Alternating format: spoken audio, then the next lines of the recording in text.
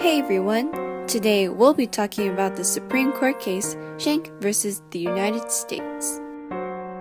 In case you need to refresh your memory, here is a bit of context as to what happened around this time.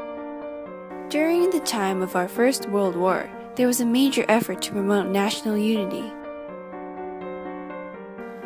Because of this, Congress passed a bunch of laws restricting the people's First Amendment rights in order to prevent any anti-war defiance. In 1917, Congress passed the Espionage Act, which set strict penalties for spreading any false statements intended to interfere with the war effort.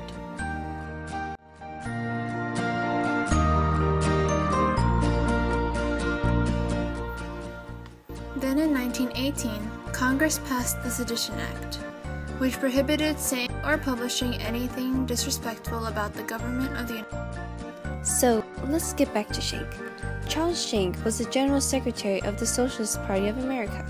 As a socialist, he opposed the war and believed the war had been caused by and would only benefit the rich, while forcing the poor working class to suffer and oftentimes die. So Schenck participated in a whole lot of anti-war activities, including mailing about 15,000 leaflets persuading soldiers to resist the draft.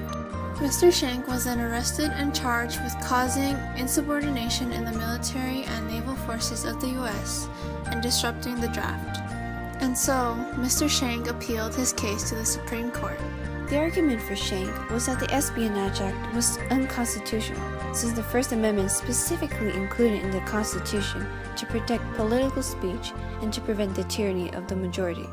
Thus, the First Amendment protections would be meaningless if Congress had the power to decide when and where citizens' rights could be diminished. The United States argued that the First Amendment was irrelevant to the case, and that the issue involved was the congressional draft policy.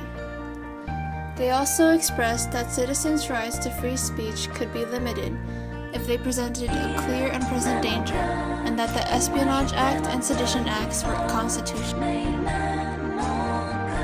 The court's decision was unanimous and upheld Schenck's conviction, declaring the Espionage Act as an acceptable limitation of speech during the war.